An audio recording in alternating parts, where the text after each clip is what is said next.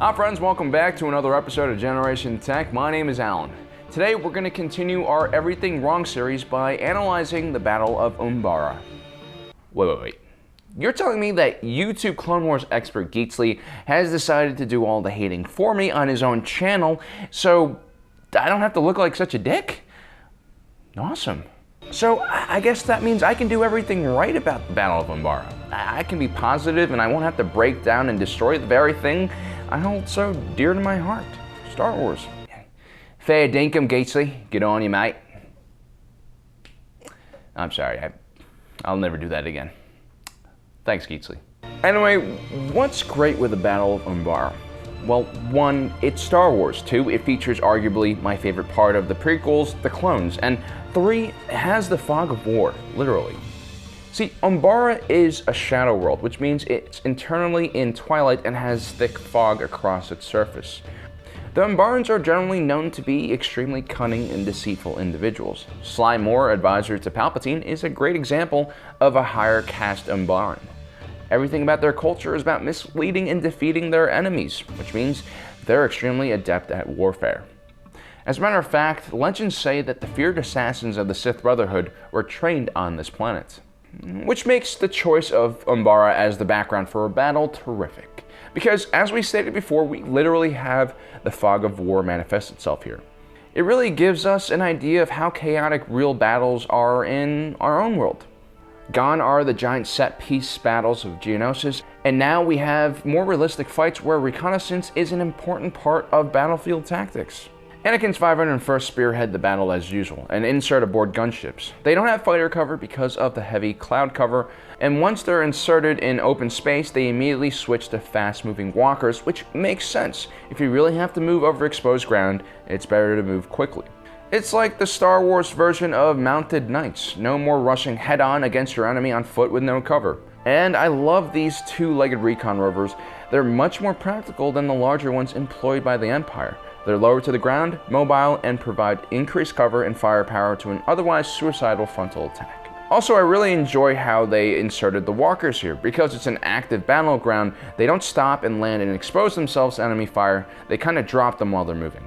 And while the ground batteries are occupied with ground assaults, the dropships are able to advance overhead without resistance and create chaos in the Umbaran rear. A tactic straight out of the Normandy landings. Good job, Anakin. You've grown so much as a tactician since you led an idiotic frontal assault up a 90-degree cliff face on Teth. The Umbarans are unable to repel the frontal attack and fade away into the fog. They begin using small drones to find enemy positions and ambush them. And again, we have a piece of technology that is not only cool, but completely useful. Once the clones determine where their enemies are, they decide to call in an airstrike. Realizing that this could be a danger close situation, they decide to carry out a tactical withdrawal from their position, using the fog to cover them. Once out of reach of the bombers, they call in an airstrike. There are more rational battlefield tactics being employed in the first 5 minutes of this battle than there are in the entirety of the first and second Battle of Geonosis. Shortly after, Oddball and another Y-Wing come in hot and napalm the crap out of the Umbarans on the ridge. Unfortunately now, General Krell comes in and relieves Anakin of duty. See, the problem is he just really hates clones. This means he makes them go on 12-hour forced marches and commits the clones to costly frontal assaults on heavily defended Umbaran positions.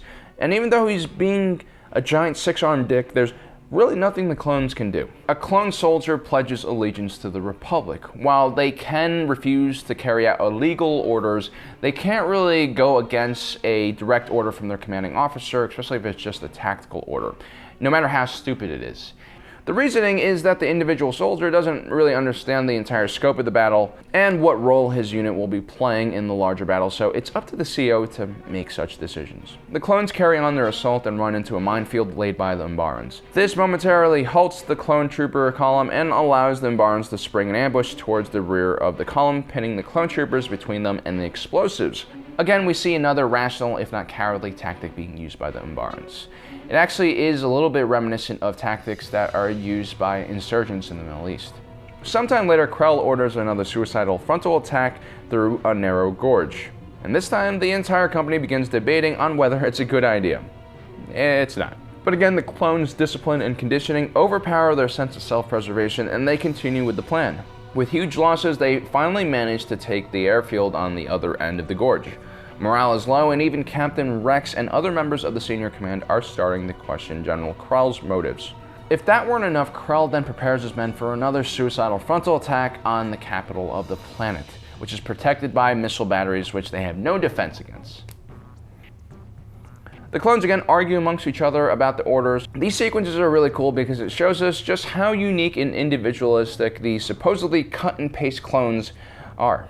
There's Dogma, who always follows orders, Rex, who is always trying to find a way to obey the rules but also protect his men, Hardcase, who had a leak in his growth tank which caused him to love mayhem, and then Fives, who refuses to be just another number. And naturally, it was Fives who refused to be led into another slaughter. He took Hardcase and another clone to attack the Umbaran central supply ship with captured Umbaran fighters. Fives recalled General Skywalker once destroyed a droid control ship by flying inside and destroying the generator. They would try to replicate this tactic. And of course, if it works once, it'll probably work a second time and third time because Star Wars.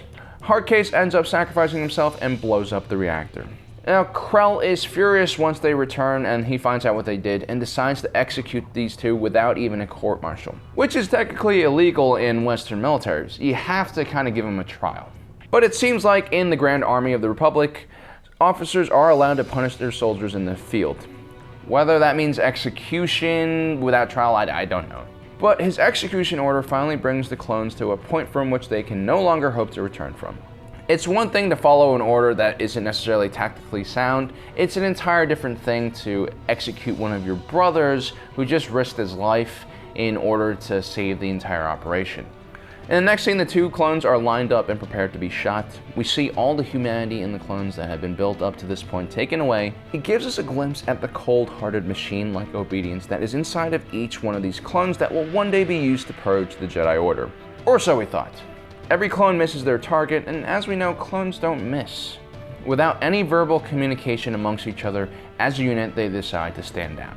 Which shows that although they are individuals, they share universal values. They truly are brothers. Only Dogma remains adamant that these two men needed to be executed. Luckily, the Umbarans attack, and there's really no time to carry out any executions anymore. Unbeknownst to the clones, they receive a misleading message from the Umbarans that the enemy is now dressed like clones and could potentially attack them. This creates a terrible friendly fire situation when the 501st go head-to-head with Obi-Wan's 212th Attack Battalion. It's another brilliant move by the Umbarans. But of course, then we find out that it was Krell who had ordered the 202nd into an ambush location along the route of the 501st. Normal men would have broken apart, their morale would have been shattered, and many would have just deserted. But somehow Rex manages to pull together the men of the 501st and the 202nd and march on General Krell to arrest him for treason against the Republic. In the end, it's Dogma who executes the general. He had been misled the most, and it was fitting that he was the one to take down the general.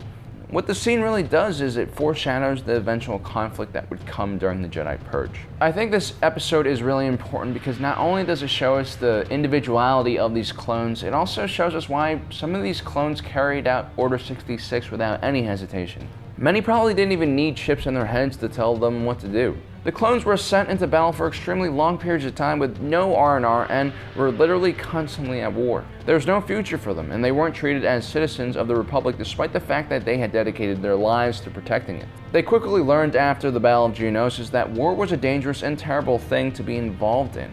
It was nowhere near as glorious as they were conditioned to think it would be. And their leaders weren't nearly as competent at command as they were. And as they continued to see their brothers' lives wasted in this futile war, they began getting angry. And who better to get angry at than the only non-clone personnel on the battlefield? The Jedi. Oftentimes we forget that not every Jedi general was as caring as Anakin or Obi-Wan. Some hated their clone troopers like Krell or Quinlan Vos. Others treated them like cannon fodder, no better than droids. In my opinion, though, the clones represented something great. They, more than any soldier in any fictional franchise, represented the pure warrior. They were able to follow command and sacrifice their lives for a greater cause, but maintain a humanity in them that their Jedi leaders often lacked. Order 66 was a terrible event, but in many ways, the Jedi had it coming, because they somehow failed to realize how messed up it was to lead an army of slaves into battle. Well guys, that's all we have for you today. Don't forget to hit that subscribe and notification button, and don't forget to head over to Geetsly's channel so you can check out the everything wrong version of this video. And don't forget to congratulate him, he just reached 100,000 subscribers. Well, thanks for joining us today. If you're watching this, you are Generation Tech.